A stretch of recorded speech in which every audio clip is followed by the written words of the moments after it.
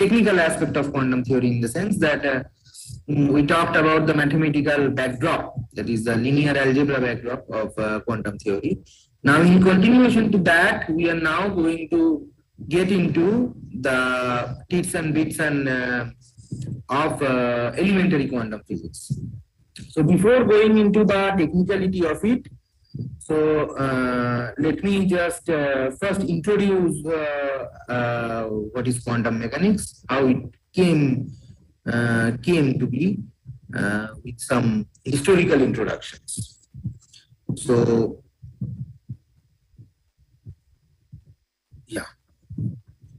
So quantum theory is what? Quantum theory is a description of the way the small particles behave that make up the universe. So small particle means I'm talking about at an atomic scale. So I'm talking about electron, protons and neutrons and all these. So it has been observed in the early 20th century, or we can say very late 19th century, that the subatomic particle, subatomic was not discovered at that time. People are discovering that atom is also can be divisible. Atom can be broken up into tiny particles like proton, neutron and electron and all that. And at that time, experiment shows us that it behaves curiously. Its behavior is different from how we understood physics at that time. So as a historical introduction, we can say that at the advent of 20th century, so the after industrial revolution, after the steam engine and machines and all that, so we were, human civilization were advancing in technology in leaps and bounds. And also at that time, from the perspective of theory of physics, at that time it was somewhat, we can say, complete. So the classical physics that we know today was somewhat got into the complete shape that we perceive today, that we read or teach or today. So it was more or less constructed. So people thought that classical mechanics was constructed and established thoroughly. So was the theory of electricity, that is electrostatics, magnetostatics and electrodynamics also. So in Maxwell, the famous physicist Maxwell culminated all the theories of electricity, magnetism, and also understood that electromagnetic theory, that light is also connected to that. So that is also more or less completely developed. And the theory of statistical mechanics was also there at that time. So people thought that we know sort of everything about physics that can be known at that time. Also, understandably so, on that time also the industrial revolution happened and technology was advancing in leaps and bounds. So we, at that time, we also discovered very strong devices also to observe more closely. So then when we have using those technology and all that, at the time we understood that no, we don't know everything about physics, because then we discovered that atom, which was at that time understood as the smallest possible, the unit of all matter, so it cannot be divided more, it is indestructible and indivisible.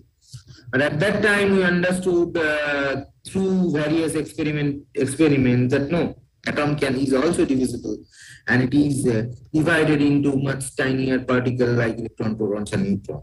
So I'm not going to talk about that, but then when experiments happened, it was shown that the behavior of those tiny particles or behavior of those subatomic region, the universe of subatom. So if we consider atom to be a very tiny universe, So the physics of that small universe is completely different from the physics of the classical physics that we understood by observing the nature around us. So quantum theory, the experiment at that time was quite counterintuitive. So these are the physicists that we give the credit for the development of quantum theory. These are Max Planck from the top, we can say. This is Max Planck, and all of you know Albert Einstein, and then Niels Bohr, Louis de Broglie, Max Born, Paul Dirac, Warren Heisenberg, Wolfgang Pauli, Erwin Schrödinger, and Richard Feynman. There are also others. We have missed many others in this. So these are the most prominent faces when we think about quantum physics. So it all started from Max Planck and Albert Einstein, and then these guys, along with many others, other brilliant physicists or scientists, developed the quantum theory. So the time of discovery of quantum theory, two separate, completely new theories were being developed. One is this theory of subatomic particle, or the subatomic universe, I can say, and another is the theory of the cosmological scale, huge scales. So we are talking about galaxies and stars and all that. So basically, we two theories are, one is this theory of quantum mechanics, another is the theory of relativity. So we know Einstein, probably the most, or at least the one of the three most famous physicists of all time, in fact. So Einstein, who is also sort of established himself not only in the domain of science but outside society in general. So he was the one who discovered relativity, who established the theory of, first the special theory of relativity in 1905, and then 1914, around that this general theory of relativity came. So these the theories laid the foundation of the modern physics and cosmology.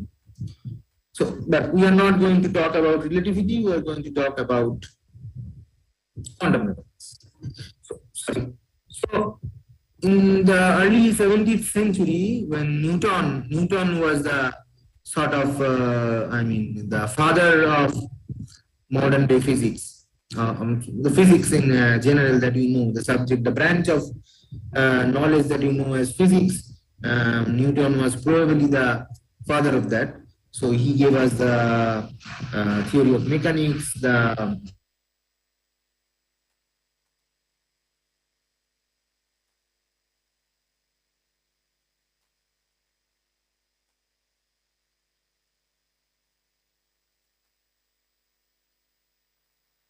spectrum.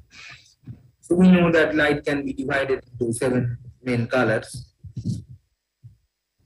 My connection is stable, I guess.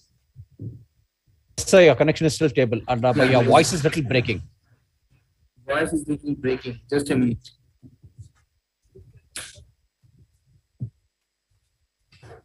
Now? Yeah, now it's fine, sir. Yeah. Okay. So voice is a little breaking because I just saw a message here that the connection is unstable. Anyway, fine.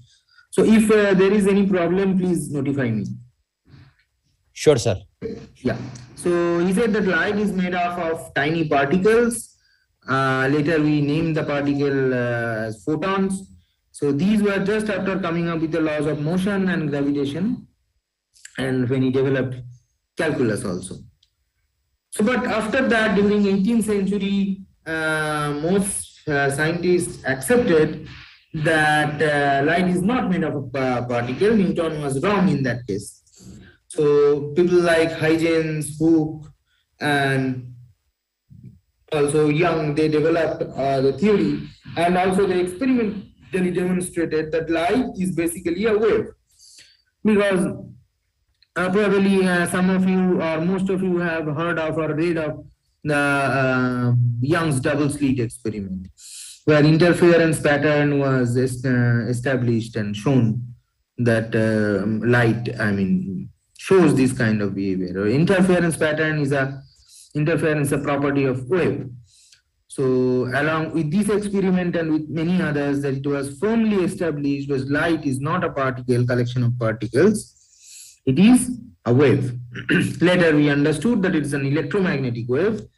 And after Maxwell, we understood that it is also connected with electricity and magnetism, where Maxwell sort of culminated all of them in a single grand theory, that is the theory of electrodynamics. So I'm talking about Thomas Young, who gave this interference experiment, then after that diffraction and all that. But in 1905, so Einstein produced a paper on something called photoelectric effect, showing that light really was made of particles. So what is this photoelectric effect? That there are some metals, if you light it up, then electrons are dislodged from those metals, crudely speaking. So what should happen? That usually from the wave theory we understood that energy is associated with the square of the magnitude of a wave. So basically it is proportional to intensity, and intensity is proportional to the modulo square, or the magnitude square, amplitude square. So it is proportional to the square of the amplitude, or the magnitude square of the magnitude of the amplitude, technically speaking. But so the intense the light will be, so according to that, it is expected that as the light that we are using is more and more intense, so more and more electrons should be dislodged. But it is curiously, it was not so. Even very less intense light of a certain frequency, if that is used, then electron dislodged from the surface of the metal. But if we use something of a different or lower frequency, and how much intense light we use, electrons are not dislodged. So this is a very curious example from the perspective of the physics we understood at that time, because this is not matching to our theory. So Einstein then said that no, Einstein used a principle called this one, which is this energy is proportional to the frequency. So this is called Planck's law, and this constant H is called Planck's constant. It is one of the universal constants. So just like gravitational constant, the capital G, not the gravitational acceleration, the gravitational constant capital G, mass of an electron, this H, these are universal constant, or the velocity of light or the speed of light in vacuum. These are universal constant. So this H, this Planck's constant, is also a universal constant.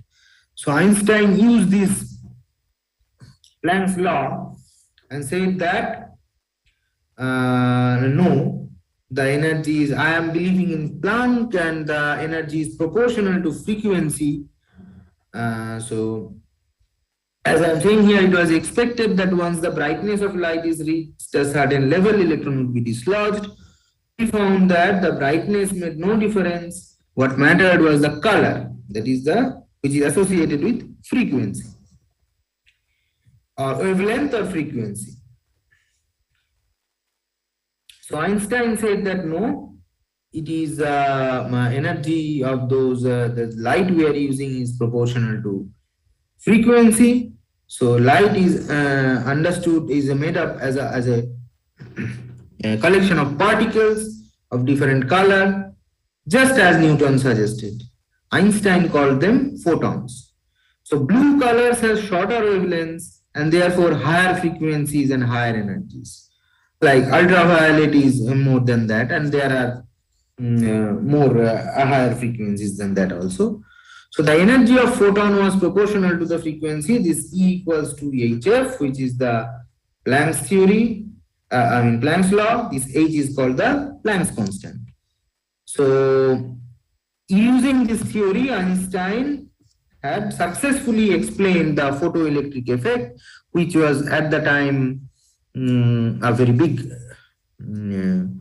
discovery. So although Einstein has produced revolutionary theories like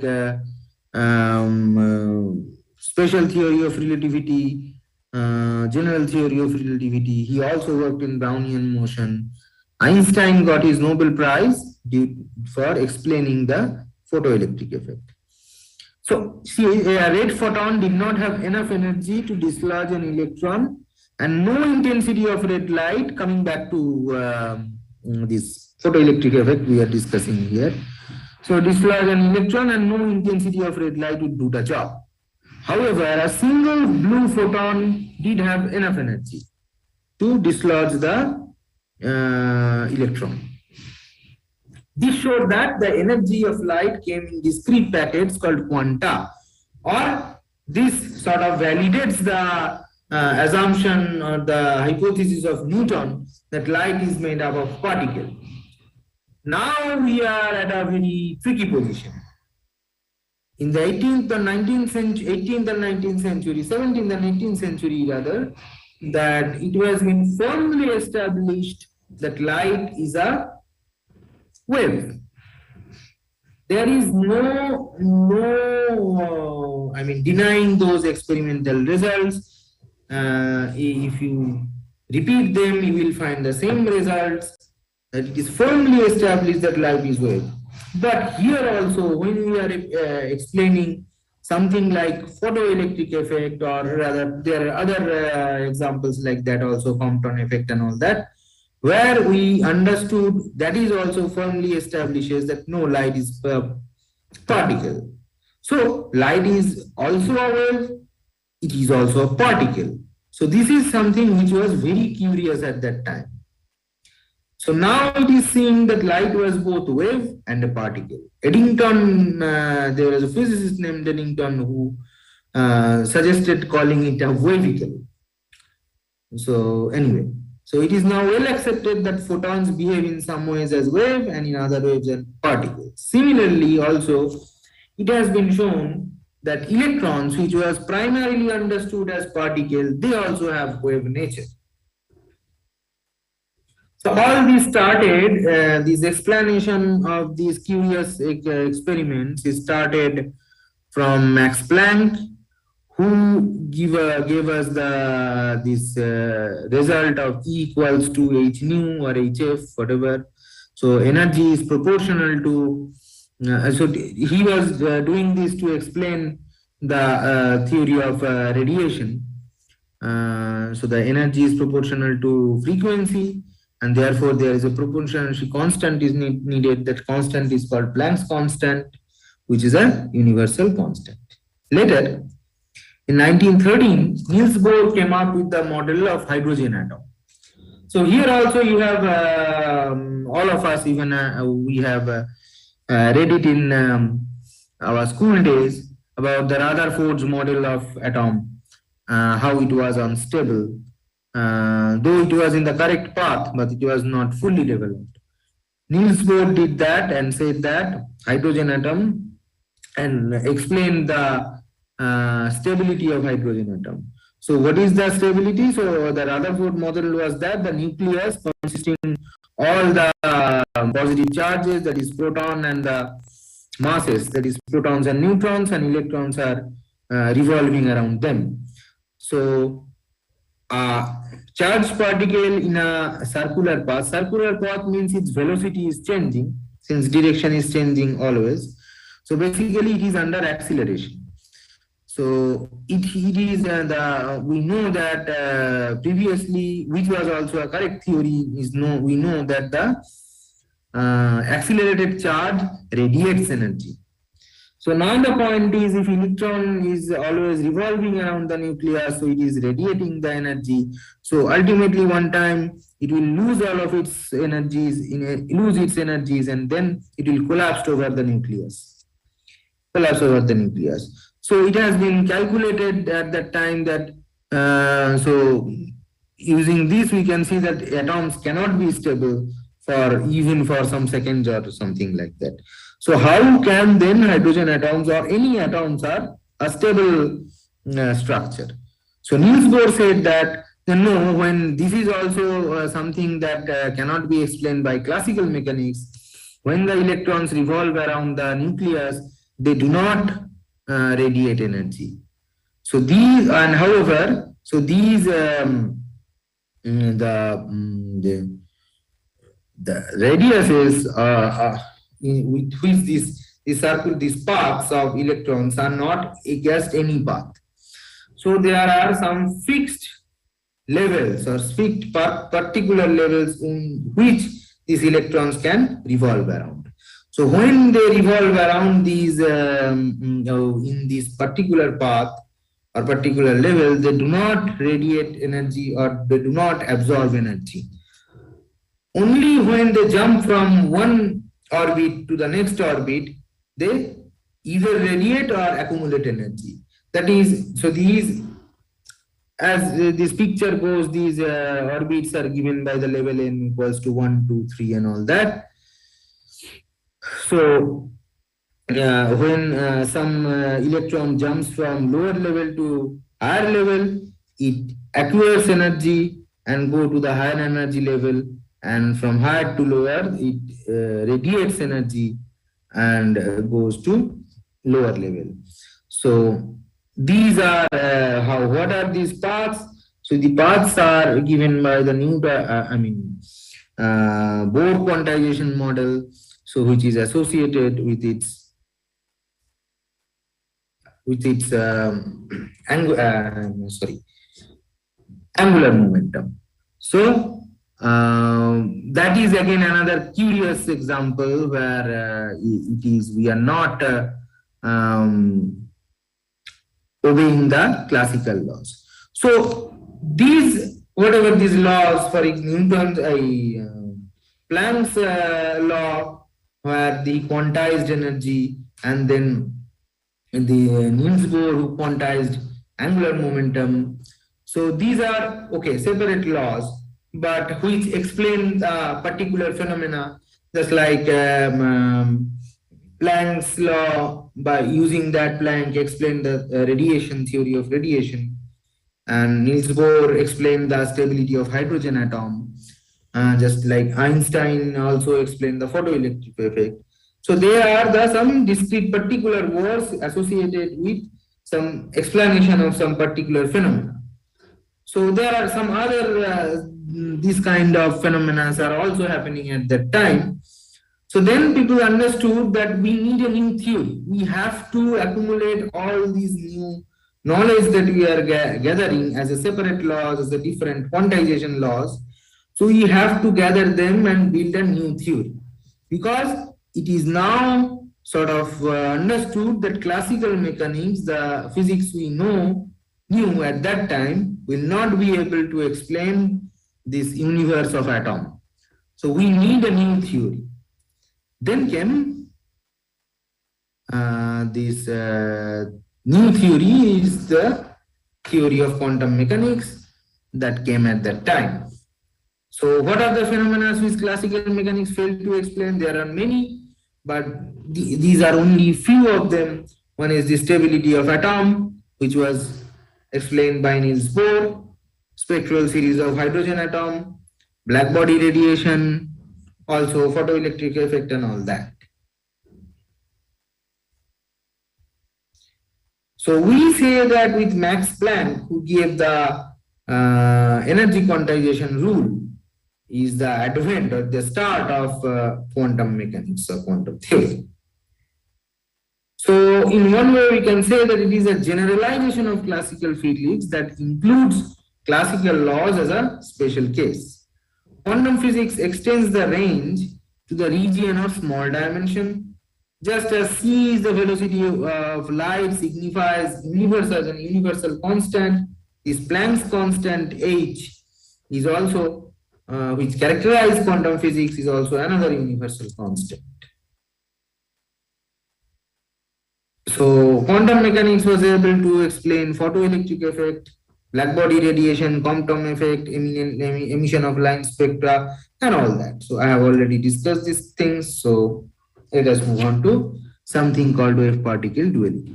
We also discussed it earlier, that we have seen at that time that, for example, light, which can behave both like a particle and a wave.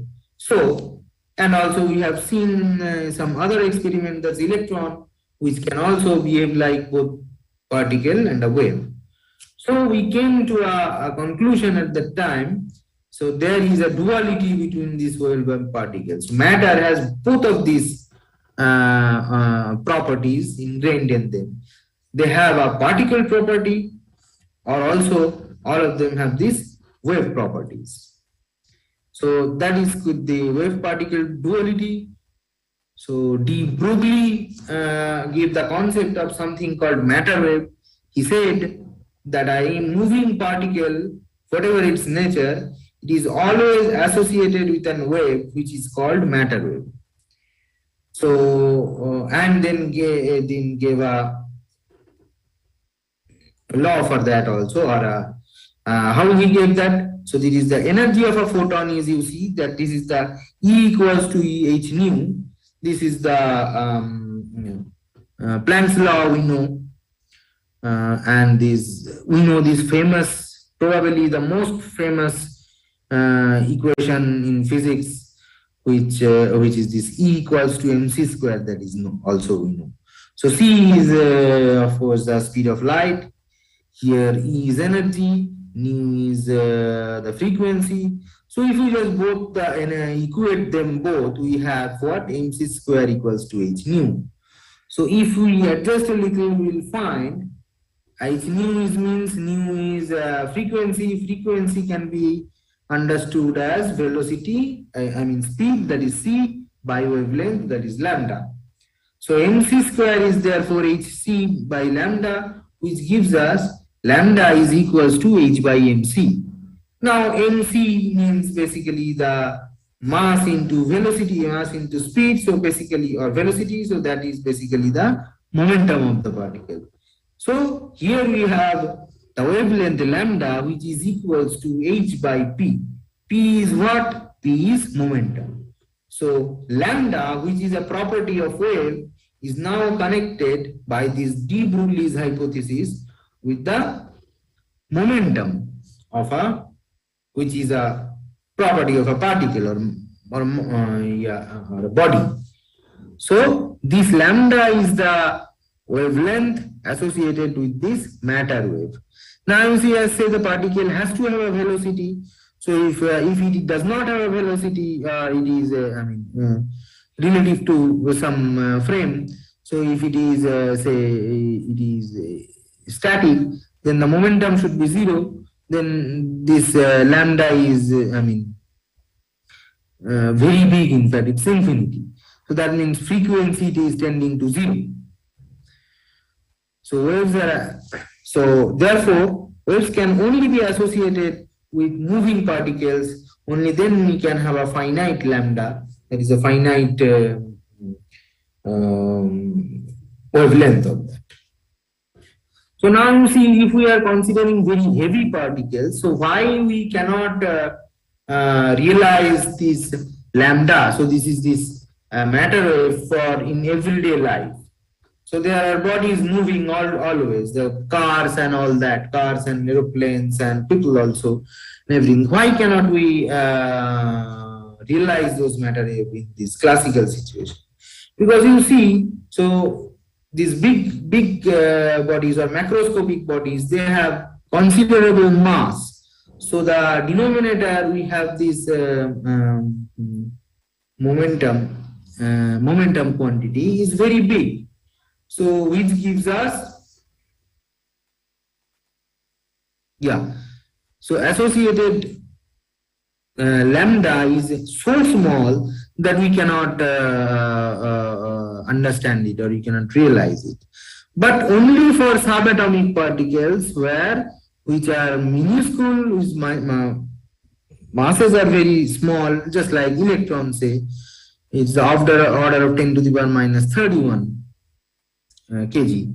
And so protons and neutrons are bigger than that, but it is also of the order of 10 to the power 19 or something. So they are, sorry, 10 to the power 27 or minus 27 or something. So they are very small. So only for those particles, this lambda this matter wave can be realized, not for macroscopic bodies like us or the cars or aeroplanes or all that. So then another very important principle which I was talking about in the previous day is this Heisenberg's uncertainty principle. We'll talk about the technical aspect of it later. This is just an introduction. So Heisenberg said that this is another curious property of this quantum or subatomic particles, that position and momentum, which basically the knowledge of which give us the state of motion of a particle. Knowing the position and momentum of a particle is knowing its state of motion. We know everything about that classically. But quantum mechanically, we cannot measure position and momentum accurately simultaneously. So it is impossible to measure both position and momentum simultaneously with unlimited or precision, with extreme accuracy. So let's say del x, which is the uncertainty in measurement of position, and del px is the uncertainty in measurement of momentum. Then Heisenberg said that they follow this rule that this del x into del px should be greater than equals to h bar by 2, where h bar is h, which is the Planck's constant, by twice pi. So you see, del x is therefore del h bar by 2 del px. So if we are measuring momentum precisely, so its uncertainty will be 0, so del px will be 0. Therefore, del x is infinity. So its uncertainty in position is infinity. Infinity uncertainty in position means we cannot at all know the position of that particle. So this is the very short and good introduction of Heisenberg's uncertainty principle. So this uncertainty principle also extends to other variables like angular position and associated momentum, that is angular momentum.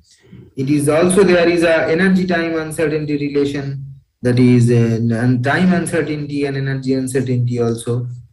So they also hold these uncertainty relations. So then comes this thing. So now we know some fundamental basic laws has been now established. That is this Planck's law, by which we know E equals to h nu.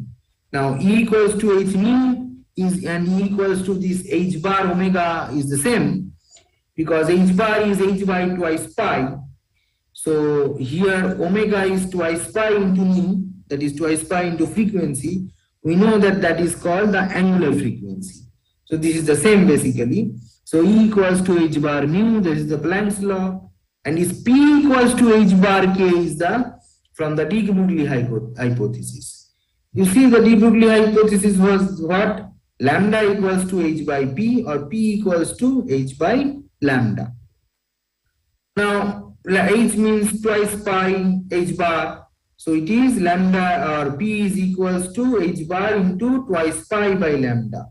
Since twice pi by lambda is understood as the wave vector, this k. So this is basically from the de Broglie's hypothesis. So these are the new things that we have understood here.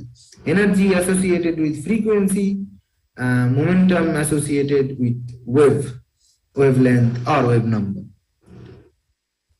So now we need an equation. So just like in classical physics, we have the Newton's equation or after that we have the Lagrange's equation or Hamilton's canonical equation to describe the motion of a particle. So how its state of the motion evolves under what rule. So that is governed by the Newton's laws and the corresponding equation of motion. So we need also here we need an equation of motion for that. So let us first, if we try this associated the state of the motion of the quantum particle with this wave function xi. So this generalization of this wave function is the Kate vector that we are talking about in the previous class. We will again talk about this after a few minutes. So right now understand it as a wave function xi, which we understand as this e to the power j. This is j means this imaginary j, that is root over -1 omega t minus kx x. So this we get from the usual wave equation, wave function. This is how wave functions are understood previously from the theory of wave. The new thing is this omega is not now associated with energy.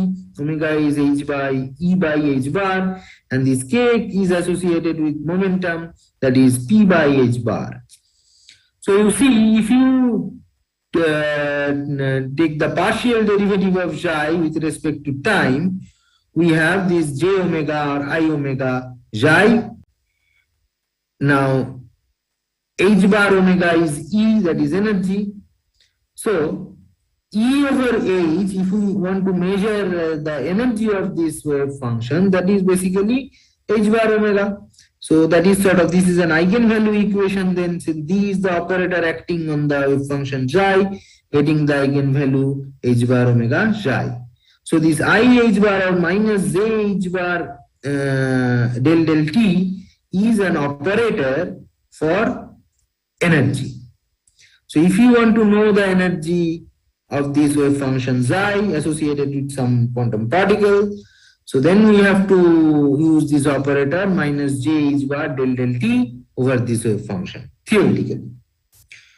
Similarly, momentum can be understood in one dimension as this I h bar del x operator.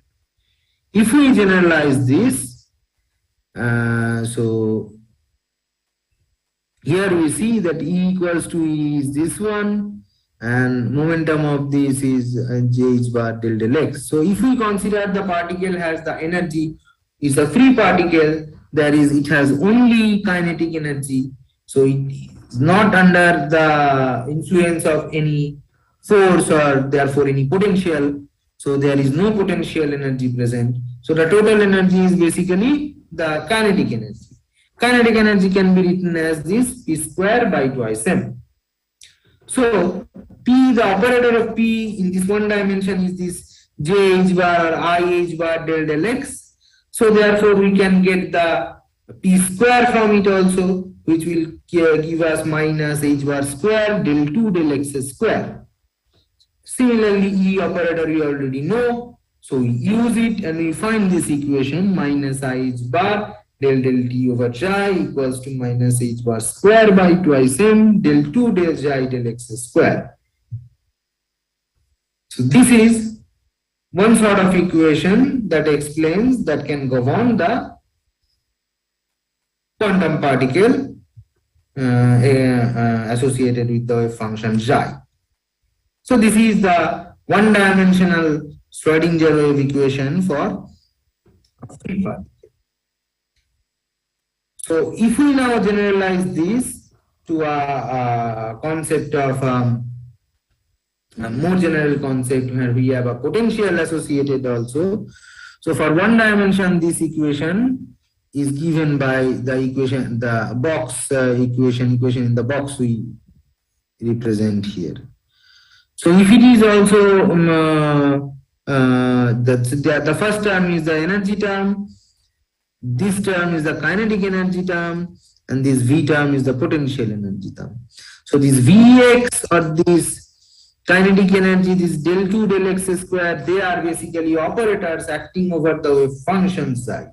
This is generalized in the matrix or the vector mechanics that we explained in the previous session, and we will explain again.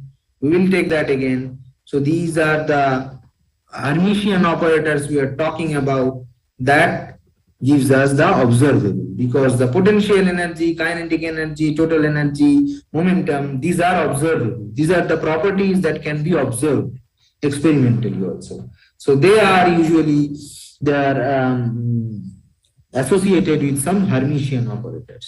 So all these operators which are associated with some observables are Hermitian operators. So if we generalize it to 3-dimension, so this is the equation that is the general 3-dimensional Schrödinger equation, named after the famous physicist Erwin Schrödinger, who first discovered this equation. So there is the time dependent part. We are not going to discuss this technicality more here, because we will discuss it in the vector notation that we introduced in the previous class through linear algebra. But I am not going to get into wave mechanics much.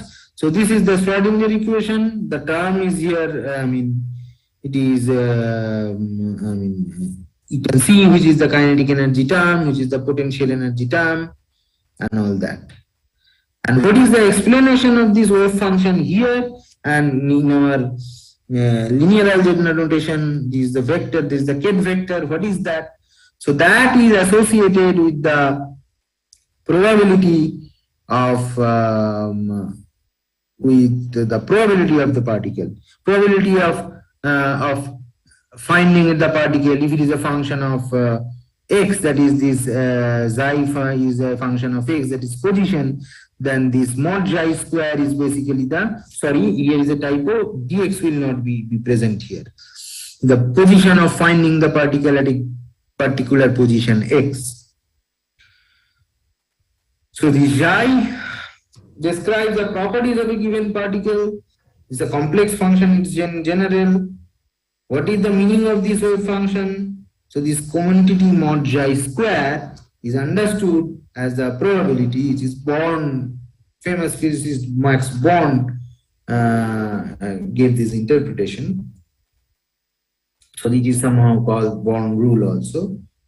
So this is the interpretation of this wave function xi.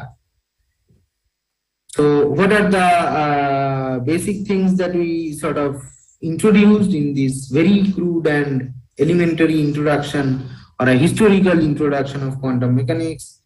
That so the scientist, the method that we just talked about, the theory that is understood as the Copenhagen interpretation of quantum mechanics, because Copenhagen was sort of the center where all of these physicists gathered around and discovered these, ingenious things. So that's why it is called as Copenhagen interpretation of quantum mechanics. So a system is completely described by the wave function xi, representing an observer's subjective knowledge of the system. So in our vector notation, this wave function xi is replaced by the Ket vector xi. So the description of nature is essentially probabilistic, with the probability of an event to the square of the amplitude of the wave function is related to it. So in our notation, it is as we have understood the norm of it.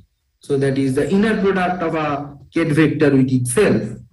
That gives us the probability. It is not possible to know the value of all properties of the system at the same time, which is this Heisenberg's uncertainty principle. That is, if we know position, we cannot know certainty, then we cannot know momentum at all. But at the expense of some accuracy, both can be measured simultaneously, but not accurately. So the matter, so there is a matter, there is a wave particle, matter exhibits a wave particle duality. So that is every property, every matter has a property, both the property of a particle and also wave.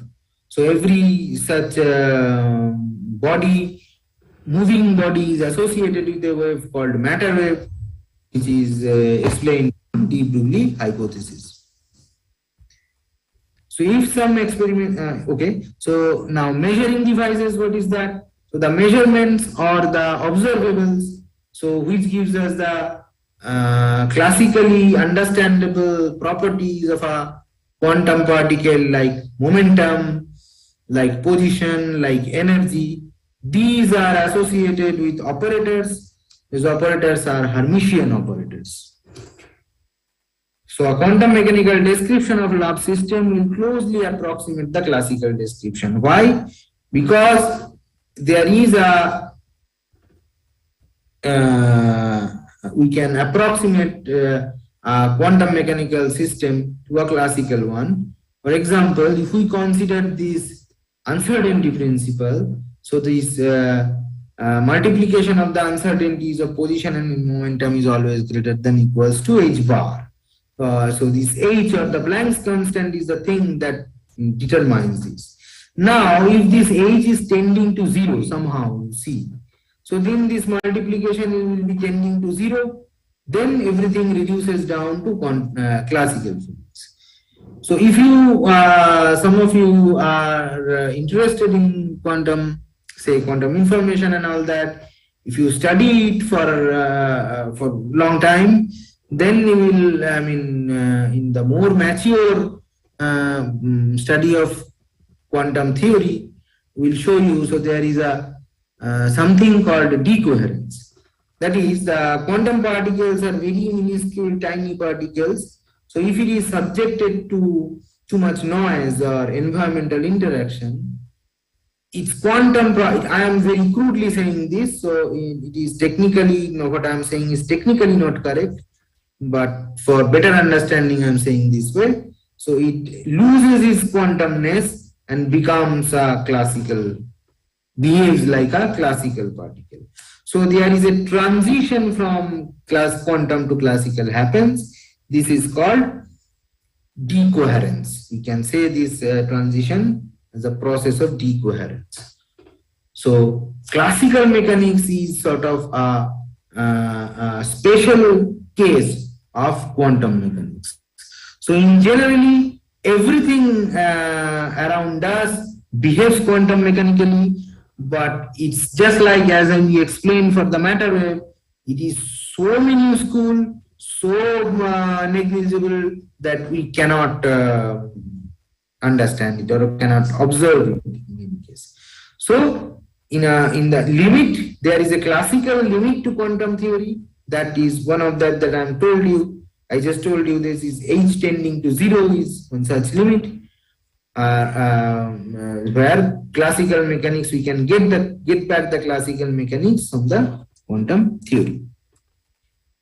So I'm not going describing this. So basically, this is something for wave mechanical description, which I am not going to talk about.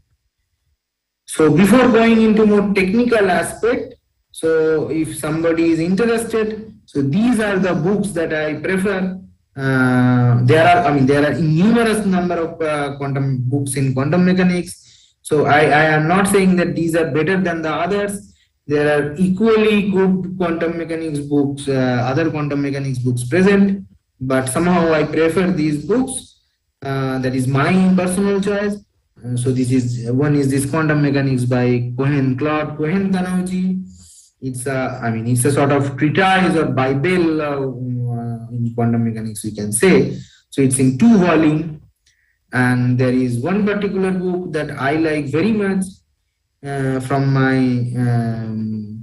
graduation days. This is the book called Modern Quantum Mechanics by J.J. Sakurai. So please be careful. There is another quantum mechanics book by Sakurai, which is called Advanced Quantum Mechanics. Not that. This is the Modern Quantum Mechanics by J.J. Sakurai, or the Principal of Quantum Mechanics by R. Shankar. And people who are interested in quantum information, So there is a lecture note which is closer to a lecture note on quantum information, which is readily available in internet. You can find it. It's in lecture notes on quantum information by John Preskill. Okay, so now I'm going to move into some technical description which is associated with the mathematical backdrop I discussed in Tuesday's session. So if anybody has any questions, I can take it now.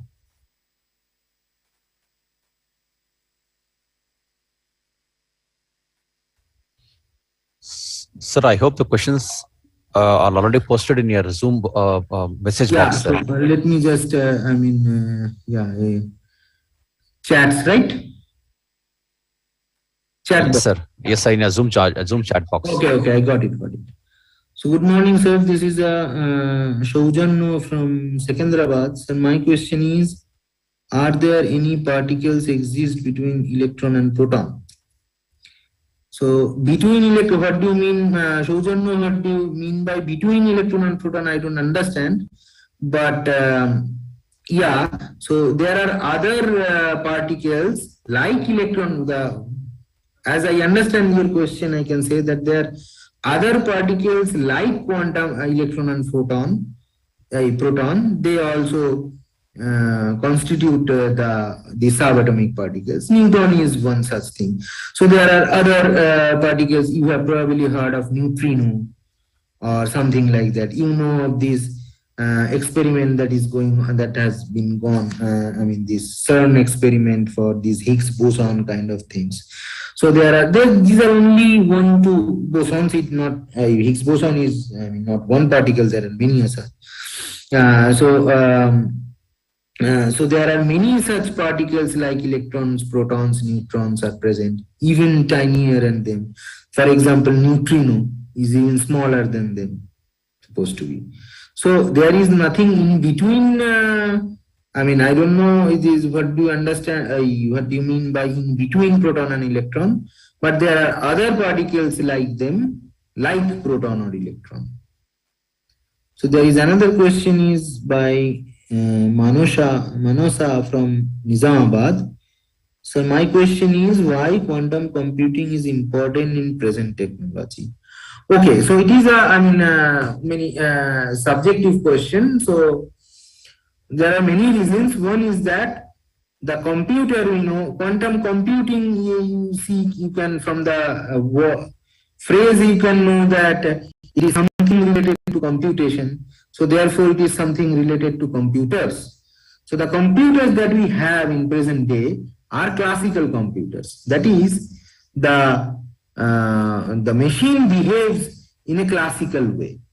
Yeah, so underlying, of course, when you're talking about the diodes and transistors and their underlying mechanism, there is always quantum mechanics. So that is everywhere, because quantum mechanics is the basic of all interactions and everything. But the computer itself behaves classically. They obeys classical laws.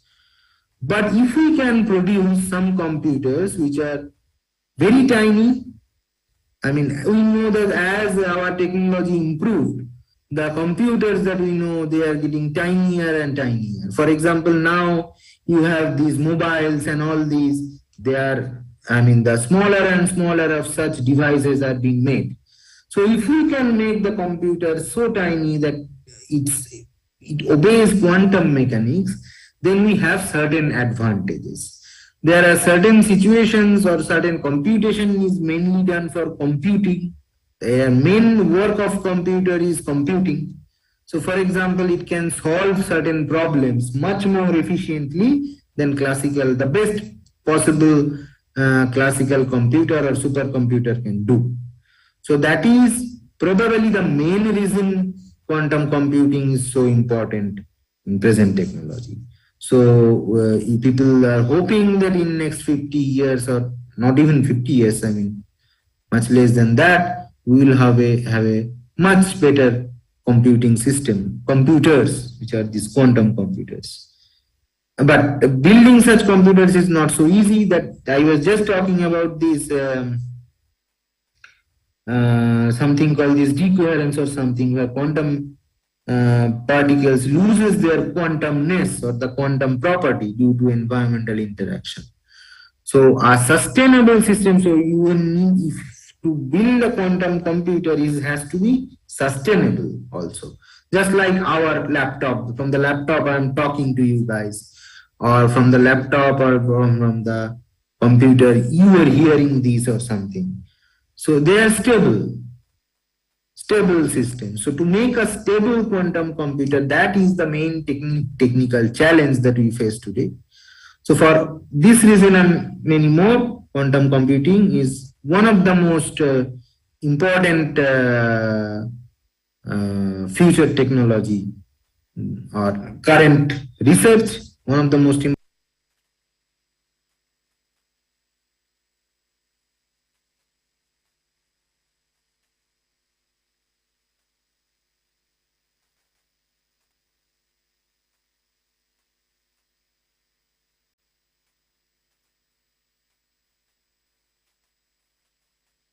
questions. That's why I was okay. So I think there are no other questions. So shall I take a? I mean, I need to have some water. So shall I take a 2-minute break and start? No problem, sir. You can take 5 minutes break and then.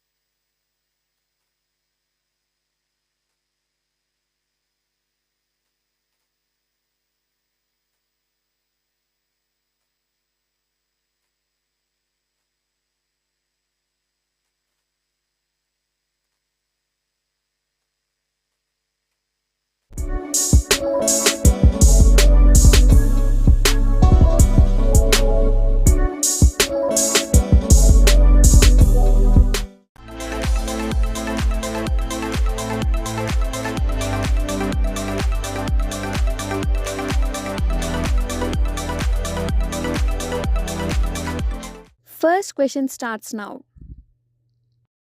Which planet in our solar system is known as the red planet? Option A, Jupiter. Option B, Mars. Option C, Venus. Option D, Mercury. Your time starts now.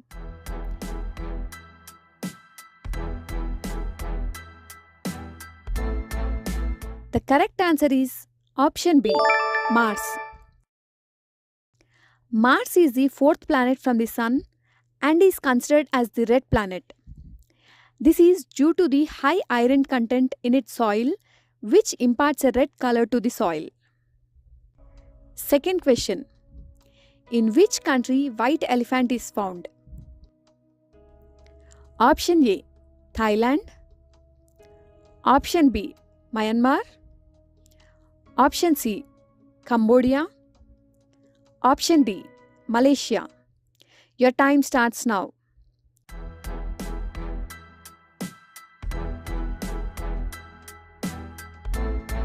The correct answer is option A, Thailand. Thailand is known as the land of white elephant. White elephant are not a distinct species, but rather elephants with unusually light skin. In Thai culture, white elephants in the king's possession represent the power and prosperity of his reign. Third question. When is National Youth Day celebrated in India? Option A, January 9th. Option B, January 16th. Option C, January 10th. Option D, January 12th. Your time starts now.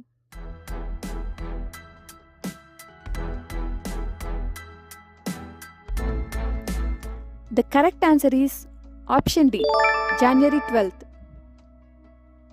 India celebrates National Youth Day on January 12th. This date was chosen to honor the birthday of Swami Vivekananda, one of India's greatest spiritual and social leaders. In 1984, the Government of India declared January 12th as a National Youth Day, and since 1985, the event has been celebrated in India every year. The government quoted that the philosophy of Swami and the ideals for which he lived and worked could be a great source of inspiration for the Indian Youth Day. According to the Ministry of Tourism, the theme for National Youth Day 2022 is "It's All in the Mind." Fourth question. Which year Hyderabad was officially declared as the capital of Nizams? Option A, 1769. Option B, 1767. Option C, 1758. Option D, 1777. Your time starts now.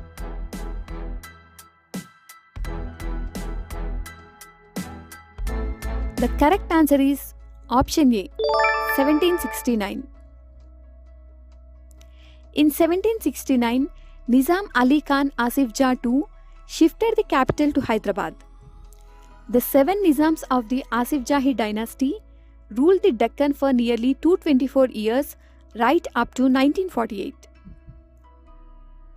In 1956, the Hyderabad state was divided on the basis of linguistic differences, and the city of Hyderabad became the capital of Andhra Pradesh. In 2014, the state of Telangana was carved out from Andhra Pradesh, and Hyderabad became its new capital. Fifth question.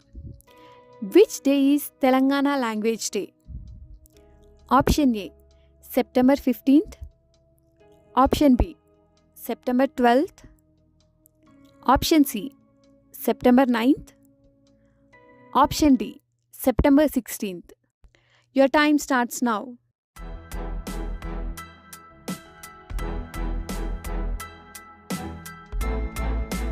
The correct answer is option C, September 9th. Telangana Language Day is celebrated on 9th September every year in Telangana, India. This date was chosen on the occasion of the renowned writer, poet of the Telangana, Kaloji Narayan Rao's 100th birth anniversary. The government of Telangana provides funds and awards for the improvement of Telangana.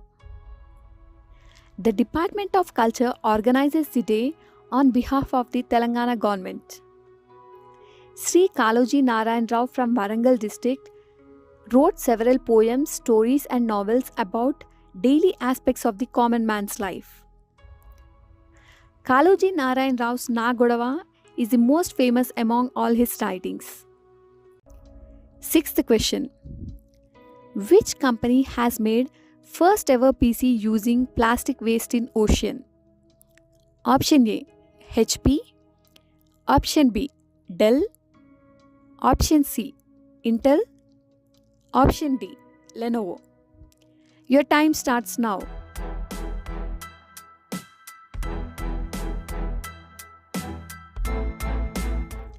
The correct answer is option A, HP. The leading computer manufacturer HP has made its first ever personal computer using plastic found in oceans.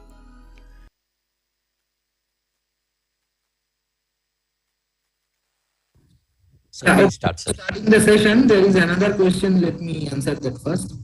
So, Pradeep is saying from Siddipet, my question, what is the difference between quantum computing and present computing? Okay, I sort of explained this when I said, answered the previous question, the advantages using quantum computing. Oh, yes. So these are the two questions, the new questions. So both are sort of the same question, and it is related to the answer I said previously. So the classical computers which obey classical mechanics, if we have computers which are the underlying laws are quantum mechanical laws, then we have certain advantages in certain computational tasks. For example, one is that prime number. For example, if you have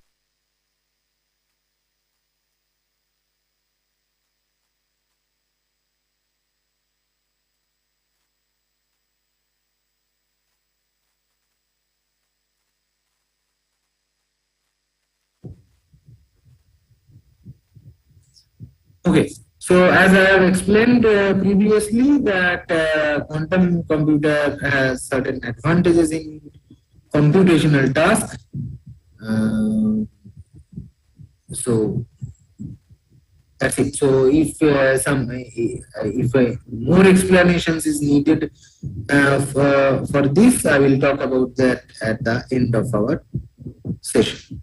So okay, so therefore I'm starting now. So now I apologize for now. Things will be a little complicated.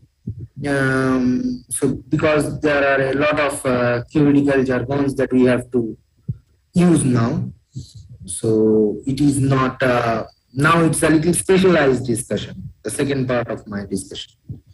So it is also related to, we have to remember the things we discussed in the first session, my first session when I talked about linear algebra. So we are going to switch to that notation now. So for recapitulation, I'll say that about a vector. So a quantum state is represented by a vector called Kate vector in Hilbert space. So there is a dual space associated with every Hilbert space, which is this space of bra vectors, and this there are two sort of multiplication. One is this inner product, which we explained previously, and there is something called outer product. So this vector alpha on the right hand side is the Kate vector, and this vector A prime on the left hand side is the bra vector. So this multiplication is called inner product. There is another product called outer product, like this one. These things we explained previously. So this, of course, here we will in any case recapitulate some of that when we talk about this. So is the screen visible properly? Can the handwritten thing can be written, read properly? Sir, your screen is visible and handwriting is also visible, sir. Okay, fine, thank you. So, okay, as I was saying on the previous session when we ended, that the observables that I was talking about a little ago, so are represented by Hermitian operators. Why? Because observables, from the nomenclature we cannot understand that observables are something which can be observed. So something which can be observed should be real. So the eigenvalues of Hermitian operators, which are basically the sort of, we can say, the values that we observe. So the eigenvalues of Hermitian operators are real. So that's why Hermitian operators are the operators which are the observables, which we can observe. So when you apply a Hermitian operator in the form of a square matrix that is applied on the Kate vector, which is the vector that is encoded with all the properties of a quantum state. So to extract that properties or to observe these properties, we have to operate something over that Kate vector. That something is the Hermitian operators, which are the observables. So I'm not going to discuss the proof of why Hermitian operators have real eigenvalues. So you know the proof, most of you probably know the proof, but I think most of you have a little exposure to matrix mechanics. So you know how to calculate the eigenvalues and eigenvectors of matrix. So if you know a little bit of matrix theory, you know that the eigenvalues of a matrix are, of a Hermitian matrix, are always real. So that is the proof here. I am not discussing that. So eigenkates are the base kates. What are the eigenkates? We have seen that the normalized eigenkate of certain observable, say a Hermitian operator, comma, complete orthonormal set. So what is complete orthonormal set? So let me recapitulate again. So what are these vectors? So the vectors are some elements on the particular Hilbert space. So Hilbert space has certain dimension. Let's say it is a two-dimensional system. So try to imagine the way you have understood the usual coordinate system. Say x, y, z coordinates are there. So three coordinates can be associated with three unit vectors like I cap, j cap, k cap. And any vector in that three-dimensional coordinate system can be expressed in terms of those I cap, j cap, k cap. So just extend that idea to a more general, much higher dimensional coordinate system. It can be 100, 1000, infinity, anything. So all for corresponding to all those dimensions, there has to be unit vector, just like we have seen in Cartesian coordinate system or polar coordinate system. Those are the eigenkets. So how can we know that they are sufficient to describe any vector in that any ket vector in that Hilbert space? So they has to be orthonormal first. Orthonormal means orthogonal and normalized.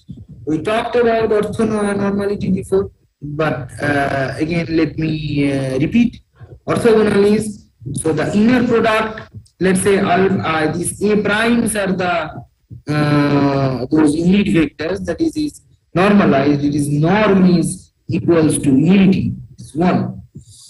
So if we multiply, if we do the inner product between A prime and A prime only, then it is 1.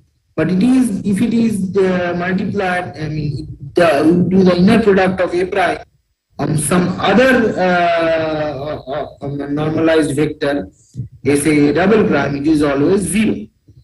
So those are called orthogonal and normalized. Complete means we have to take all of them. For example, technically what it is said, I will say in a few moments. So, but for the sake of understanding, let's say we are considering a three-dimensional system. So it's the three vectors are I cap, j cap, k cap.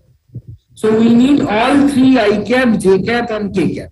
So if we only choose say I cap and j cap, it does not form a complete set. Though they are orthonormal, it does not form the complete set. We have to take all of them.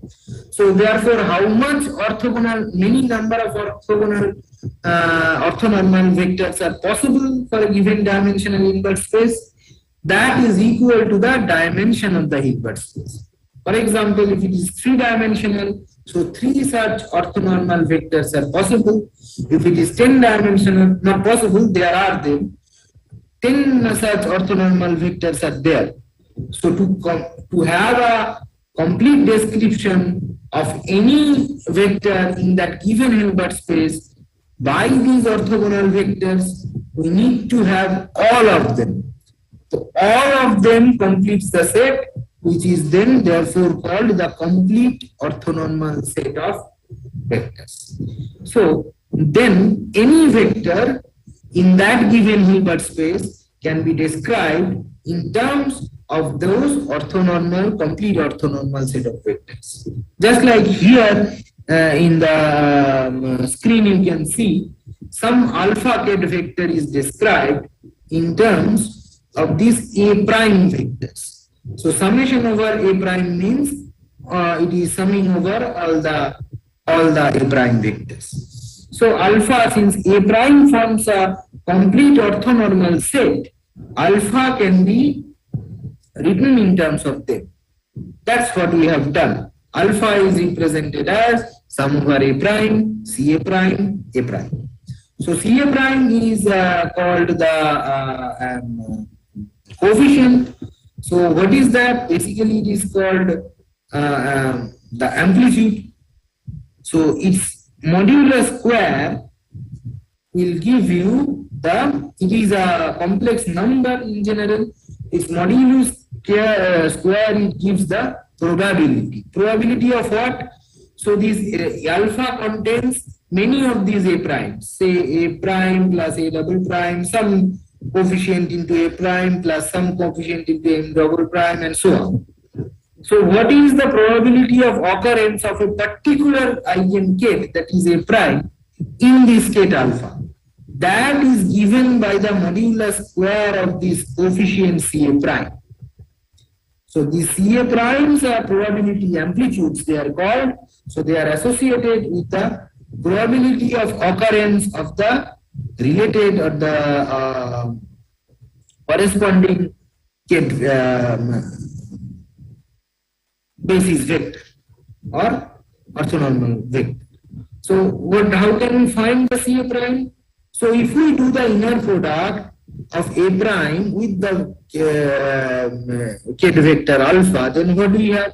So basically in this equation, we are multiplying A prime from the left side on both LHS and RHS. So on the left hand side, we have A prime alpha inner product. On the right hand side, we have A prime over sum over all the A primes with this coefficient Ca prime. So now we know that this multiplication is linear. So Ca prime will be outside of the multiplication, and we can take the bra A prime within the set, within the summation, and we can have sum over A prime Ca prime is A prime inner product. So when A prime, the bra and kth are equal, since they are orthonormal vectors, they are equal, only then it gives you 1, otherwise it gives you 0. So basically it chooses on the right hand side, it chooses the corresponding coefficient Ca prime associated with the orthonormal vector A prime. So therefore this Ca prime can be written as the inner product of A prime with alpha. So if we now replace Ca prime by this inner product in this summation, we have the description of alpha like this: sum over A prime over alpha. So this, if we take this, single out this A prime thing. So first kth A prime and then bra A prime. Basically it is called a projection vector. Projection. So it typically picks only the A prime from the alpha vector. So it is just like we do projection in usual vector spaces. So you have a resultant vector. Consider xy two-dimensional vector. So you have an arbitrary vector on that. So there has two components to that, along the x-axis and along the y-axis. The axis can be chosen in any other way also. So there are the projection on the x-axis, which is the component of the result arbitrary vector along x-axis, and the component of this arbitrary vector along y-axis. This is same. The notation is different, but this is same, or we should say this is similar. So this A prime thing singles out the projection of alpha on different dimensions. Different coordinates, different bases. So that's why this A prime, which is called outer product, is also an operator which gives us the projection of the vector on a certain dimension, is called the projection operator. So this is on analogous to the vector projection that I will not just explained. So what is the completeness condition technically? Completeness condition is that if we, since A prime gives you a matrix, if we sum over all the A primes, it should be equal to identity. Identity in the form of matrix, that is identity matrix. So vectors, and these vectors, kth vectors and these operators are represented in matrix or vector form that I will explain later. If we sum over all of them, set of all the orthonormal vectors, it gives us identity. So that is the technical definition of this completeness condition I was talking about. If you only sum over all the possible kth vectors, then you get identity. If you do not get identity from those set of orthonormal vectors, then we can readily understand that these though they are a set of orthonormal vectors, they are not complete. This is the completeness condition. So this relation is known as the completeness relation. This product is called outer product. So it means usefulness of completeness relation can never be overestimated. So we can use completeness relations several ways. For example, this inner product alpha alpha, which is basically the modulus of alpha, the magnitude of alpha. So you see, since if my identity matrix is multiplied with anything, any vector or any matrix, it gives a vector back. So since sum over A prime over all these outer products gives you identity, we can insert these within this product. And then we can do the product from the left hand side and the right hand side. So the left one gives you what? Alpha, the inner product alpha A prime, and the right hand side gives you the inner product A prime alpha.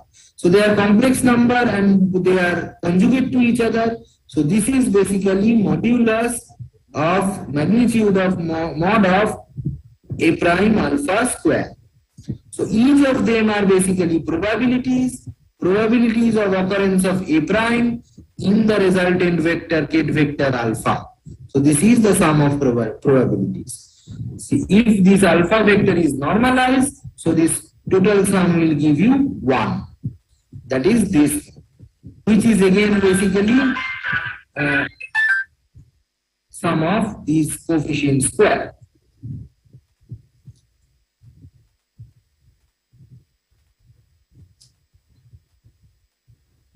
Okay, so let us consider an element alpha, A prime, C A prime, A prime. So one of those elements. So that is C A prime over A prime. So that is basically which can be written like this: A prime outer product over the state alpha. We see that alpha selects this A prime selects a portion of the A prime parallel to A prime, alpha parallel to A prime. So that's why they are called projection operator, which I was just explaining. So if we represent this projection operator by this notation lambda, then sum over all lambda A prime is identity. So now let us understand the matrix representation of these vectors. Please excuse me. Excuse me for a minute. Okay, sir.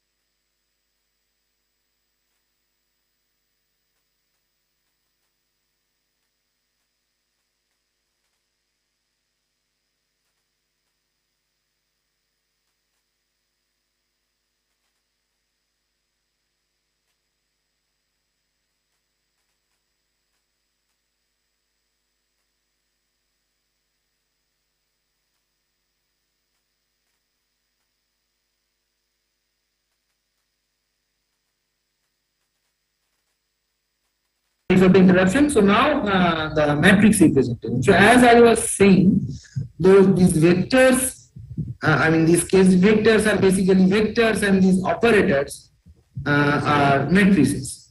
So let us explain this notation then. So any ket vector, so which is written like this, can be written as a column matrix or a vector like this form. And the conjugate bra vector is a row matrix with the complex conjugate of the elements of the ket vector. So basically, what is the inner product then? So left hand side is the bra vector. So in the left hand side is the complex conjugate row matrix, and right hand side is the ket vector. So right hand side there is this column vector. So you know how to do this matrix multiplication. So if you multiply these two, you get a number. That number is A star A plus B star B plus C star C and all that. So for taking inner product of a vector with itself, the terms are A star A plus B star B. So that means mod of A square plus mod of B square. So that is basically real quantity which gives us the magnitude of the vector. If we take the inner product with some other vector, say on the right hand side, this in the column there are A1, B1, C1 and all that. And the row there are A1, A2 star, B2 star, C2 star and all that. Then the resultant number is now A2 star A1 plus B2 star B1 and so on, which is in general a complex number, but a number all the same. And this outer product is what?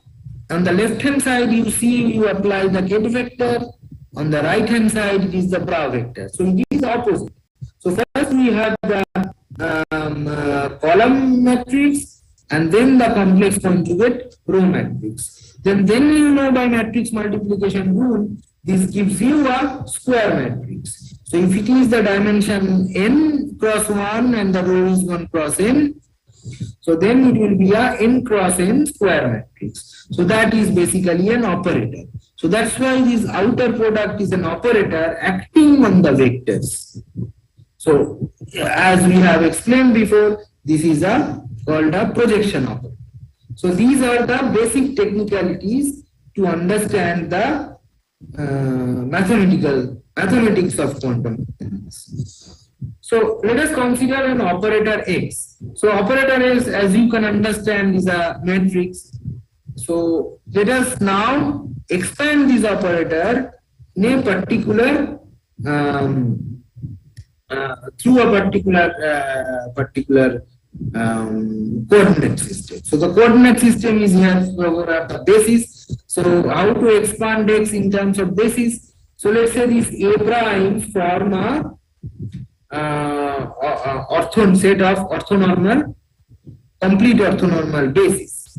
Now since X is a matrix, so if we multiply identity matrix of the same dimension both from left and right side, the outcome is again X. Because multiplying identity with any matrix or vector gives the matrix or vector back. So if we multiply identity matrix from left hand side and right hand side of this matrix X, it remains X.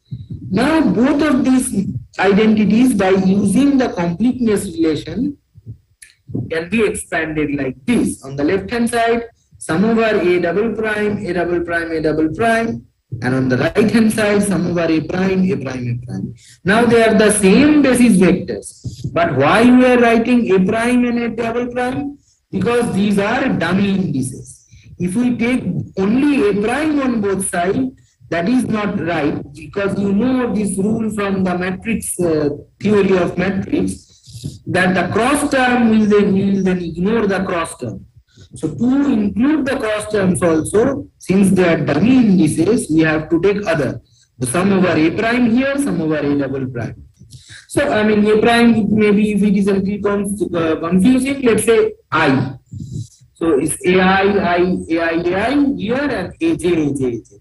So I and J, this to include the cross term, this dummy indices should be different.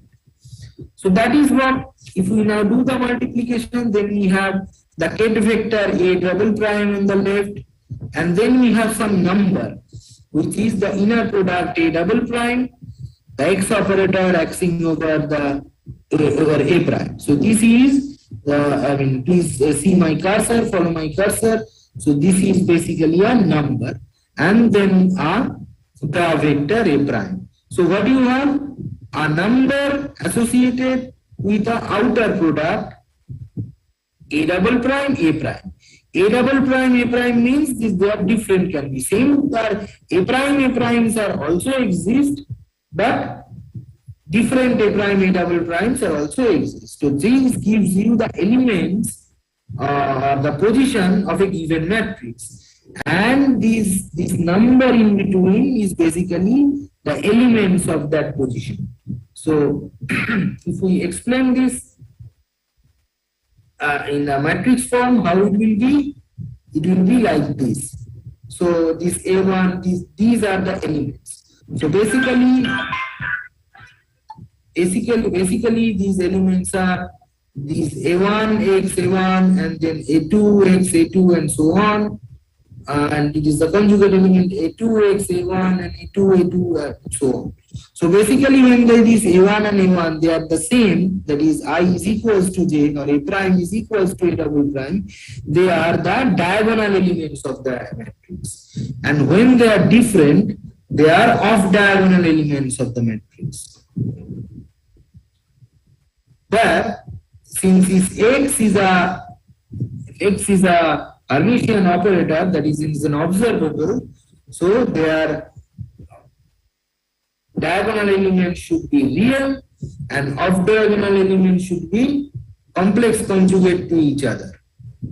So the corresponding element, anti-diagonal elements. So A double prime x A prime is, we know that A prime x gather A double prime star. Now if it is a Hermitian matrix, so this is basically, we see from here that the cross diagonal elements are complex conjugate to each other for Hermitian matrix. So remember, even the matrices which are not Hermitian has their uses in quantum mechanics, but they are not observables. So this is how a vector or a matrix is expanded in this notation of bracket. So let us consider a specific example to understand it in a better way. Let's say we are considering the simple system of 2 dimensions. So A1, so therefore there can be only 2, dimension is 2. So therefore only 2 orthonormal vectors are possible in a complete set. So let's say one is A1, which is given by this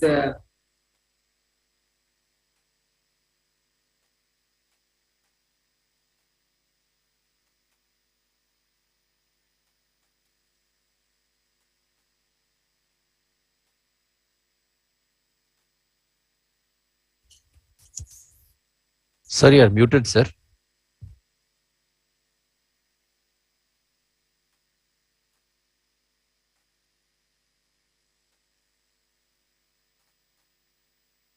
matrix 1001.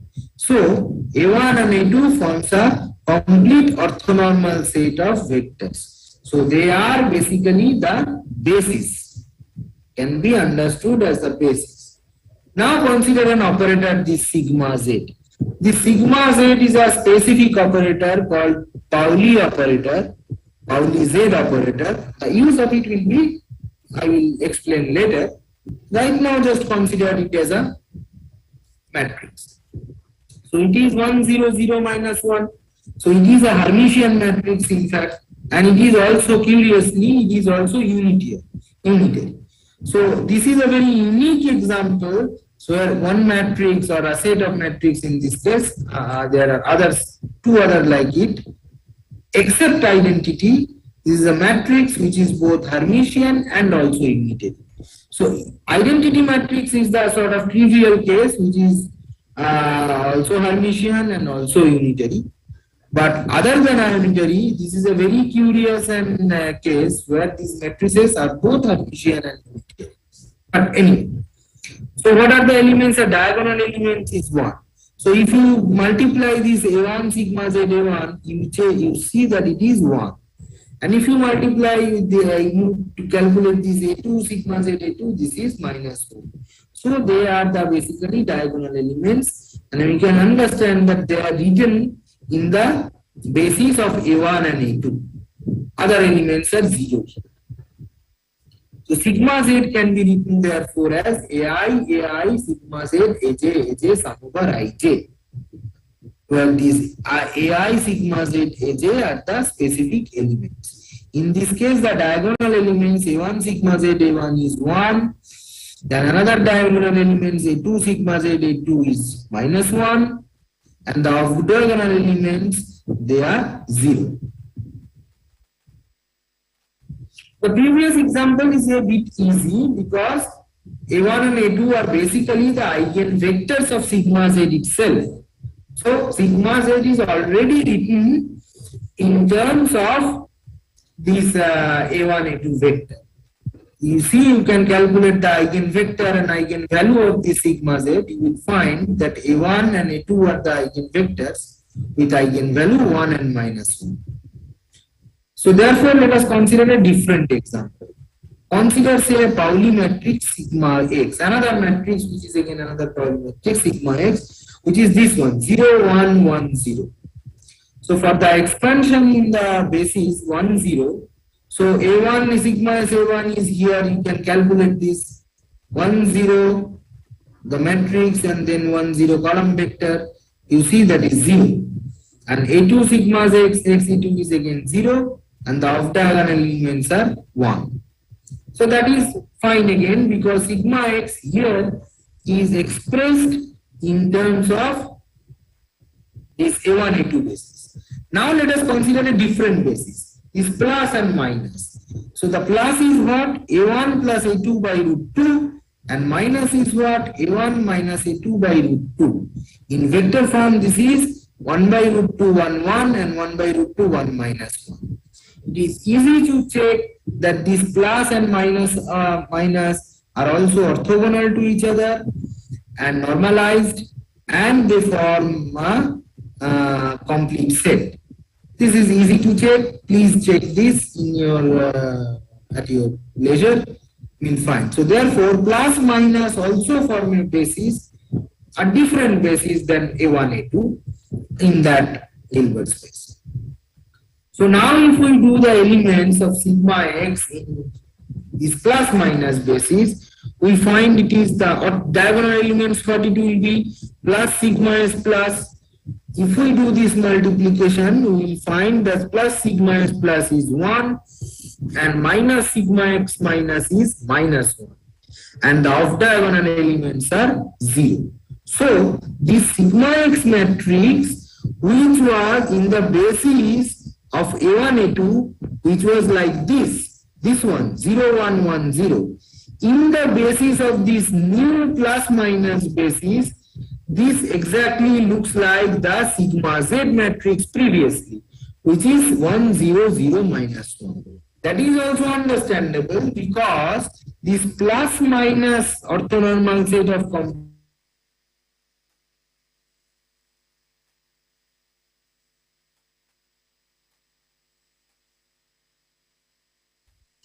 Sorry, your voice is breaking, sir.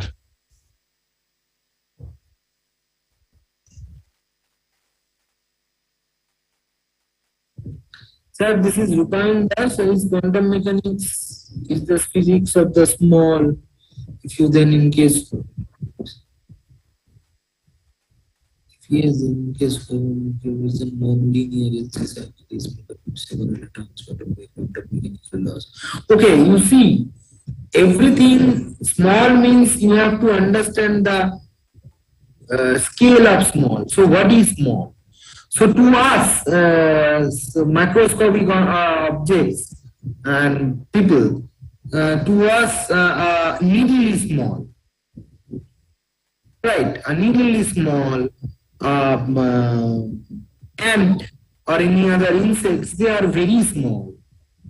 Even viruses or microbes, they are so small that we cannot see them. But at a quantum level, they are not small. Because, for example, microscopic dimension, for example, if you know the dimension micrometer or something. So that is what? That is 10 to the power minus 6 meter. So that is 10 to the power minus 6 means 10 lakh. So 1 by 10 lakh of a meter. So that is very small compared to us. But the dimension or the diameter of, say, a nucleus is the order of 10 to the power minus 14. So from the perspective of 10 to the power minus 14, 10 to the power minus 6 is 10 to the power 8 times bigger. So you see, though those things are smaller from our perspective, from a quantum mechanical perspective, that is not small, because quantum mechanical small is much more small. So this LC circuit and whatever you are talking about, so they are, I mean, the basic physics of superconductivity, of course, again quantum mechanical, but that is the underlying thing.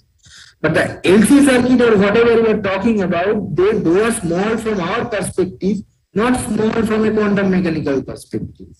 Just try to understand the computer you have, your mobile phone you see, or a new sort of this intelligent watch that we have, which are also computers. So the elements of them are small compared to us. So does they obey quantum mechanical law? No, because from a quantum level of dimension, it is not small, it is big, it is macroscopic. So please understand what when we say small, what do you mean by small? So it is relative. Small is also relative. So the quantum mechanical small is at the level of 10 to the power minus 12, 13, 14 meter. Okay?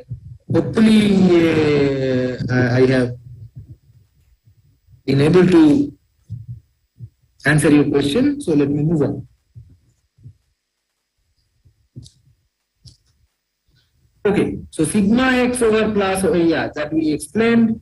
So now you can understand how it is, the technicality of it is done.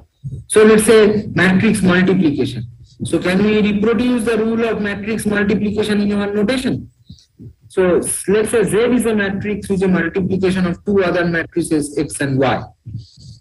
So the elements of the Z's is basically this inner product A double, say all the matrices are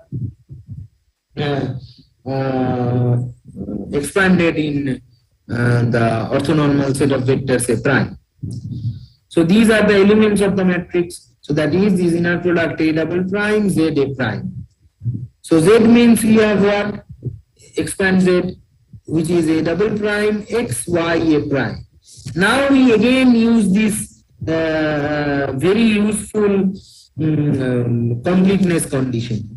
So between X and Y, we can insert an identity matrix I. So that identity matrix I can be further expressed as a sum over A triple dash, the outer product A triple dash, A triple dash.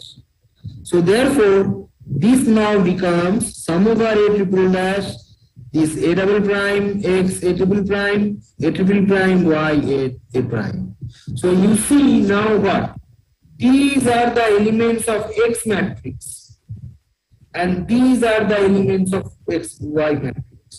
So if this is Zij, that is basically sum over K, Xik, Yk, So this is the matrix multiplication rule that we know from our matrix mechanics.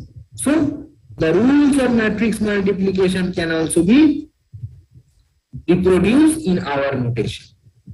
So let's say now examine how Ket relation exists.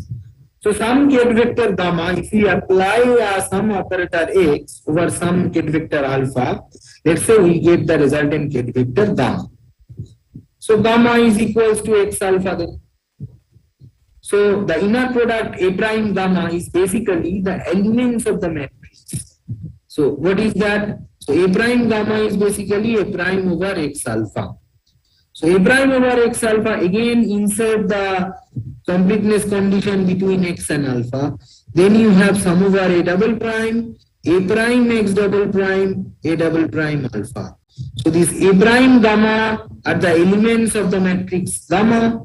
So that is this column matrix, A1 gamma, A2 gamma and all that.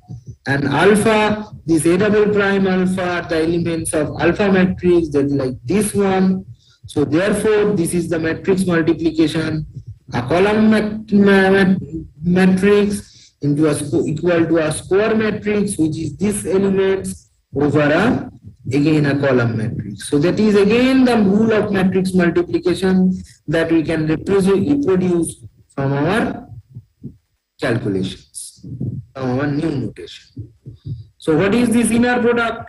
Again, inner product is B alpha. Again, we use this completeness condition. We have A prime, B A prime alpha. So that is basically the row matrix, A1, B star, A2, B star and all that. And the column matrix, A1 alpha, A2 alpha and all that. This gives us this summation. So basically, this is again the matrix rule that we can reproduce here. So, and similarly the outer product. Outer product is, say, the outer product beta alpha, which should be a matrix. What is that? Again, we use the this completeness condition. You see, this completeness condition is used so many times in this. So it is in our calculation. So it is an extremely useful relation. So you use that on the left side and use that on the right side. Then you have what? A prime, this number A prime B, alpha A double prime, then again the bra vector A double prime. So these two inner products are the multiplication of the numbers that are the element of this matrix. So if we write it in a matrix form, we have A prime beta and A alpha star, A prime A1 beta, A2 alpha star and so on. So these are the basically the elements. So I hope this technicality is understood. Let us now again consider a small two-dimensional system which is called spin-half system to explain further what you understand. So we are now going to consider one of the most important and elementary systems in quantum mechanics. The smallest possible system that can be considered in quantum mechanics is the spin-half system, which is the smallest Hilbert space possible, that is a two-dimensional space. This A1 and A2 vectors that we are talking about is, in our notation, it is written as 1 and 0 vector. So one vector is this 1, 0 and 0 vector is this column matrix 0, 1. So in the language of physics, they called energy eigenbasis for sigma z in fact. So in the language of quantum information, we call them this basis as the computational basis. There can be other bases also, as we have seen this plus minus basis and all that. But this basis that we usually use, which is the eigenvector of this sigma z matrix, which is called the computational basis. So the identity operator is basically the completeness condition sum over alpha alpha alpha, which is 0 0 plus 1 1, and the Pauli sigma z matrix can be written in terms of these as h bar by 2. We can also ignore h bar, so usually we don't consider h bar, so only this multiplication thing. That is, if we do the difference of these outer products 1 1 minus 0 0, we get the sigma z Pauli matrix 1 0 0 minus 1. So these are the eigenkette relations. So sigma x, since this is eigenvalue equation, 1 and 0 are the eigenkettes of sigma z. So if we apply sigma z over 1 or 0, we get the eigenvalues back, 1 and minus 1. So h bar by 2 is why, because we have considered this matrix with multiplication h bar by 2, but you can ignore h bar by 2 in general, because we can also consider h bar by without h bar by 2. So there are some other operators. For example, I was talking about there are the usage of operators in quantum mechanics which are not Hermitian. Just like this sigma plus and sigma minus operator. Sigma plus, again you can ignore the H bar thing. Sigma plus is basically, again it's a projection, but projection from one state to another. Basically this 1 0 means it takes the 0 state to 1 state. And sigma minus means it takes the 1 state to 0 state. So it is a sort of a ladder thing. From ground state to excited state 1, 0 to 1, and the vice versa, that is the excited state to the ground state 1 to 0. They are not Hermitian operators. So they are not observables. We cannot observe these sigma plus or sigma minus experimentally. But this sigma z can be observed. Why? Because it's a Hermitian operator, and Hermitian operators are observables. The sigma plus sigma minus are not observables. So the Pauli operators I was talking about are these three operators: sigma x, sigma y, and sigma z. Sigma x is this one 0 1 1 0. Maybe you will remember because this we used before. Sigma y is 0 minus I 0. Sigma z is 1 0 0 minus 1. These 1 and 0 vectors are the computational basis, which is basically the eigenvectors of sigma z matrix. And the sigma plus and sigma minus we just said can be written as sigma x plus I sigma y. I is the imaginary number 2 to the power minus 1, and sigma minus y is sigma x minus I sigma. So they are conjugate to each other, sigma minus and sigma plus. So what is measurement? Measurement means now we are talking about something that can be understood, experimentally realized. So as I talked about before, that the quantum mechanical states can be the state vectors are encoded with all the informations of that particular quantum system. Now, how to extract those? We need to do some measurements, some operations over those quantum mechanical states. So these operations of these measurements, they have a certain rules. So this is not like classical. This is again different from classical mechanics. So through this observation, we can take the information out of the K vector. How to do that? So what is this measurement? A measurement is a disturbance happening on the system and picking something up of that. So Dirac said it that a measurement always causes the system to jump into the eigenstate of a dynamical variable that is being measured. What is that? Let us elaborate. So let's say you have a K vector alpha. We expand these in the basis of A primes. A primes are the eigenkets, or the basis of so alpha contains in all those information, which can be written like this.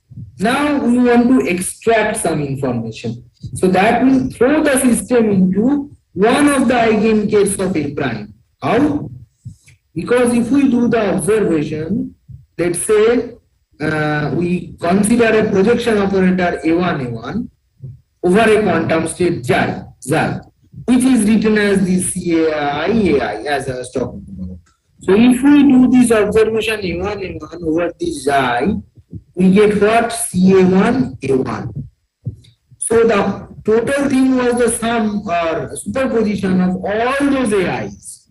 But this operation, particular projection, that is measurement, projective measurement, this is called, picks one of them. All the other are discarded. So this is why a measurement over a quantum system disturbs the quantum system. It makes it to jump in one of them. So measurement fundamentally changes the quantum system that has been measured.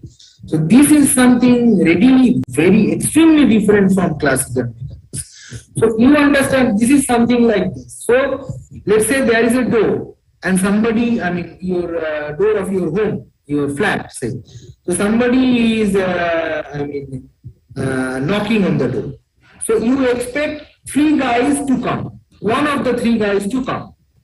So when you are in your home and somebody is knocking, so from your perspective, any of the three is possible.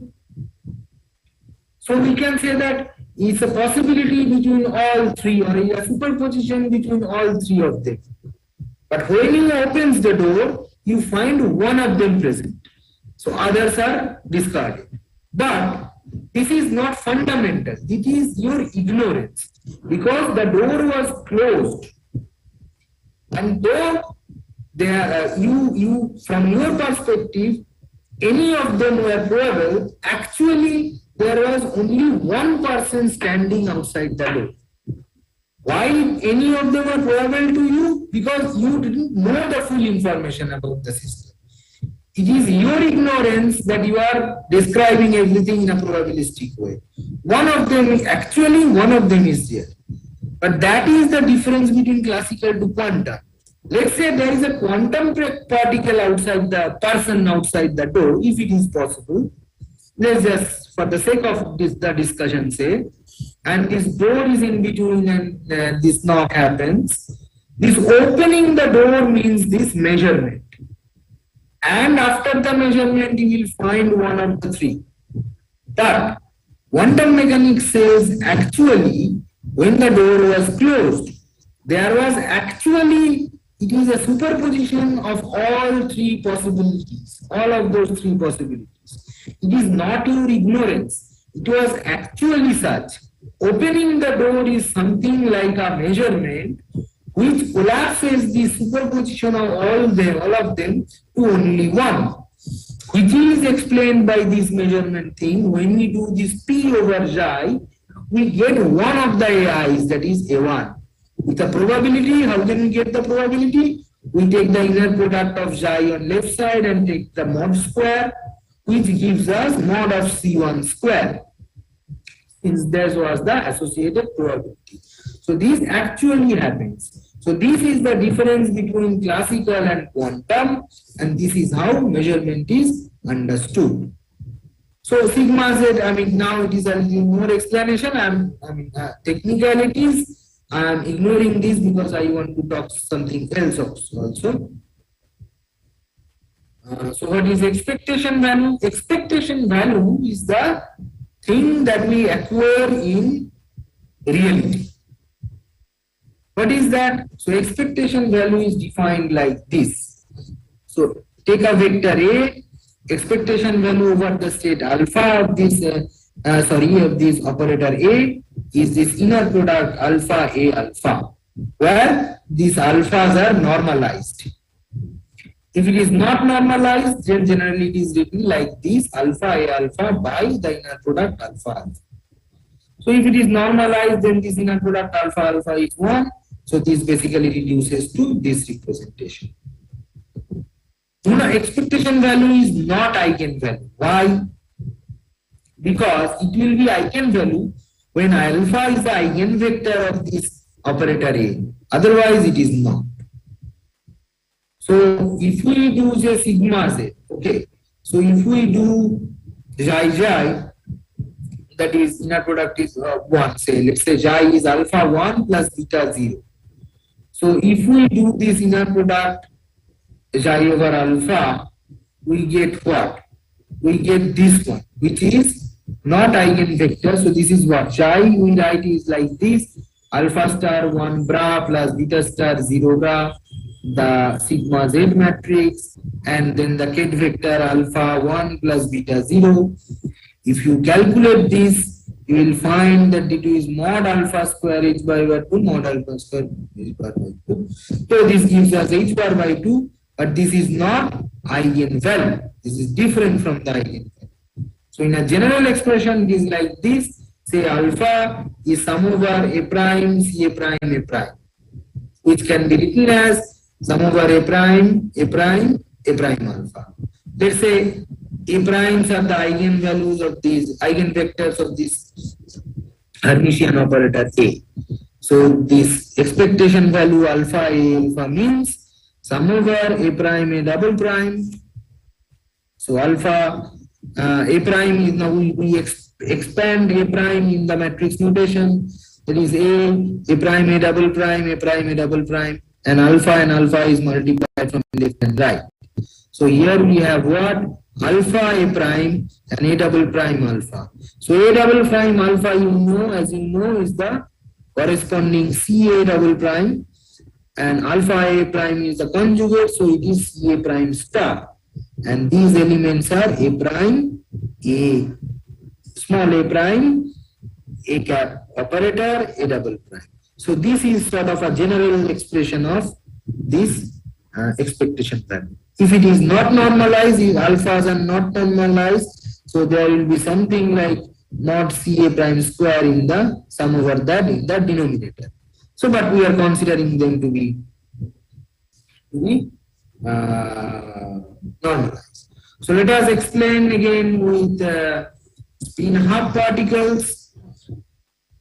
That is two-dimensional system. That is again, before proceeding again to understand the whole thing, let's say 1 and 0 are the eigenstates of the Pauli operator. Let us say now we consider the quantum set plus. Plus is what? Plus is, as we have said before, 1 plus 0 by root 2. So this inner product 1 plus E and 0 my plus will be, you can calculate easily the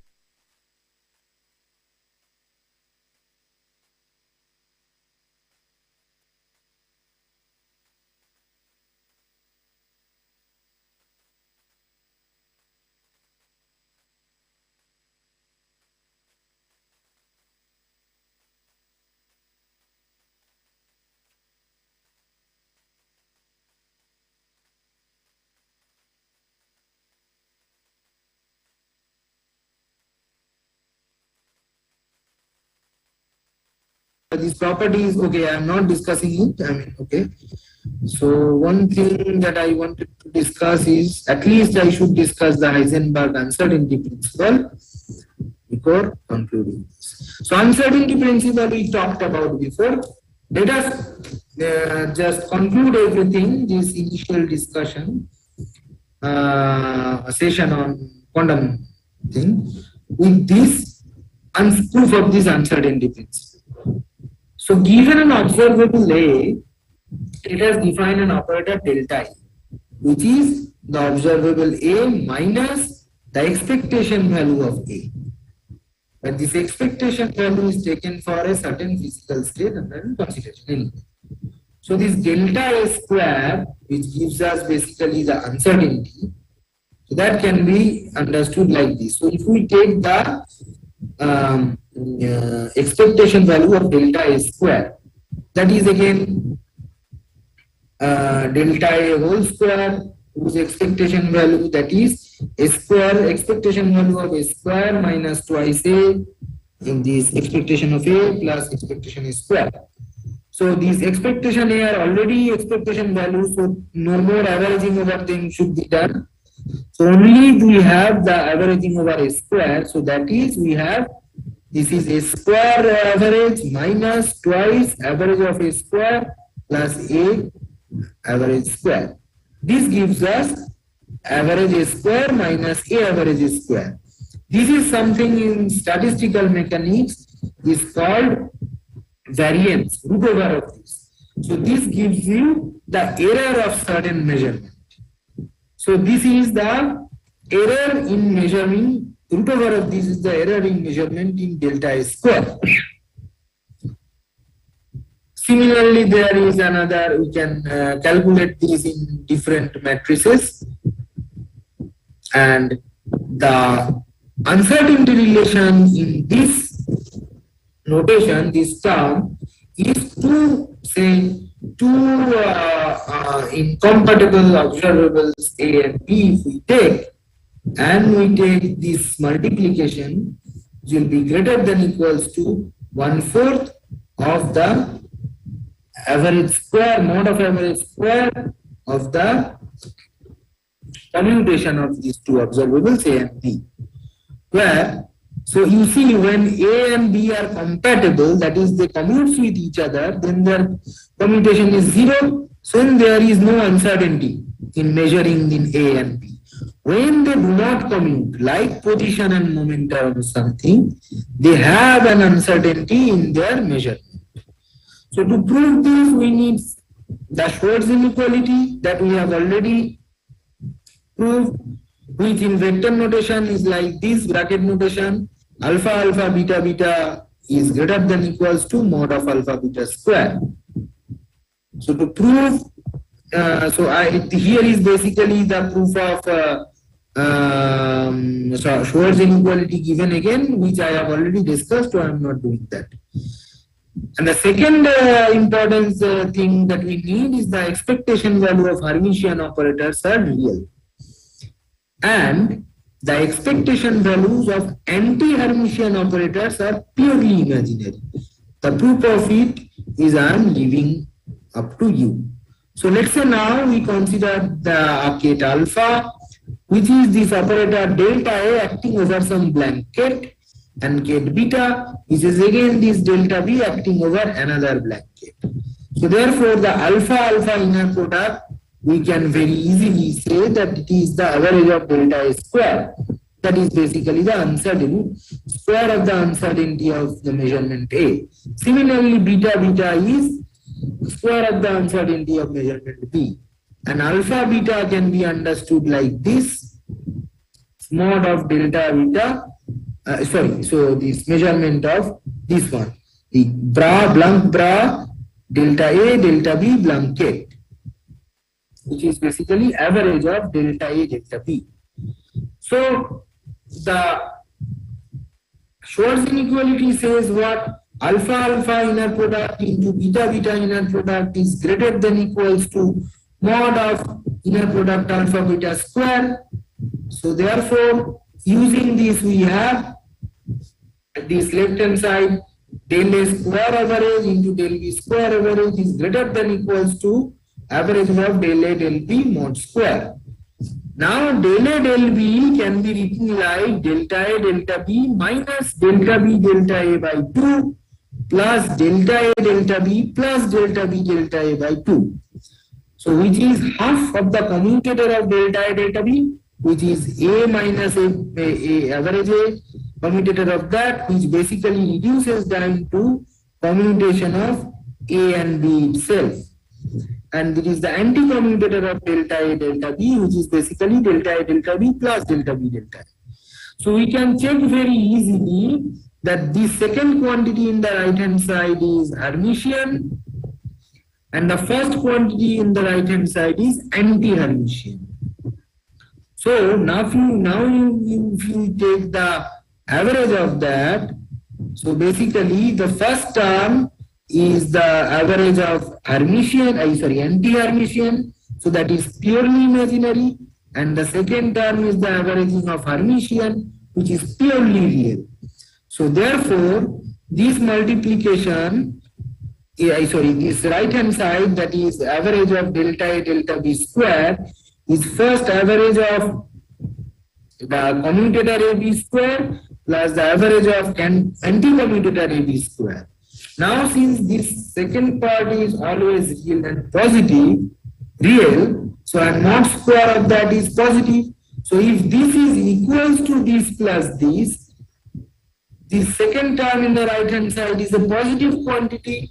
So this left hand side is greater than equals to 1/4 of this mod of commutator of AB square. So now we know that by Schwarz inequality that delta A square average, delta AB square average is greater than this average of delta AB square, which is in turn greater than this 1/4 mod square of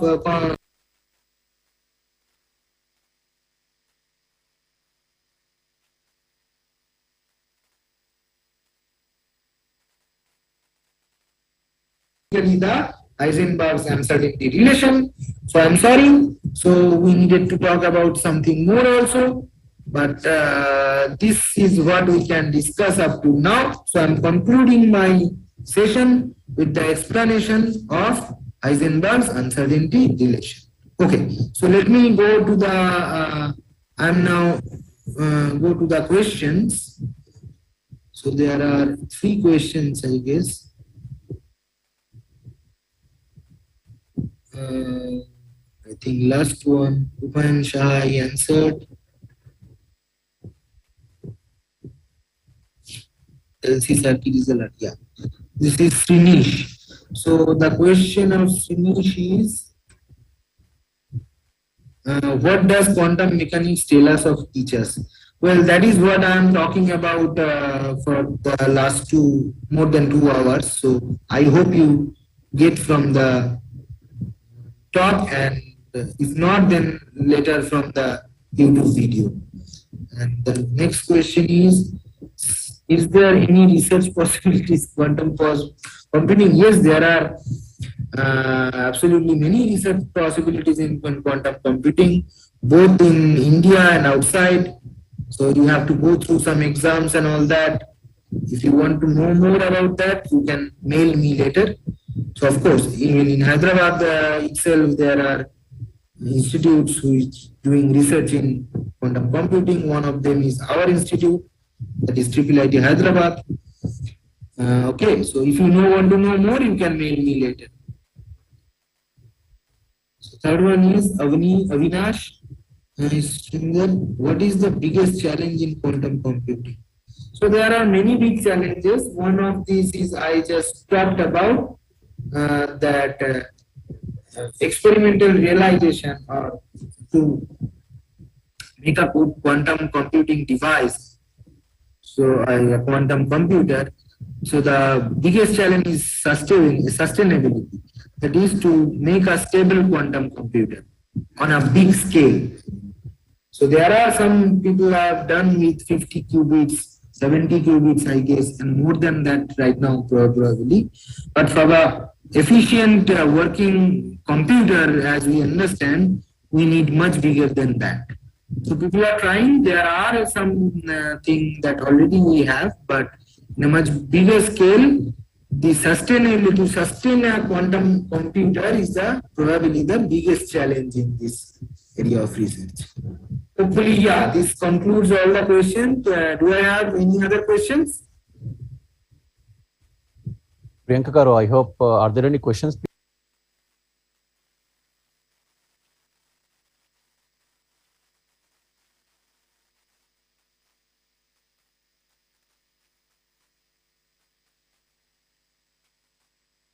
Would like to really congratulate, and we're really happy for your session, sir. Thanks a lot. Thank you, intern, to you also for giving me this opportunity. Thank you very much. Sure. Thank you, sir.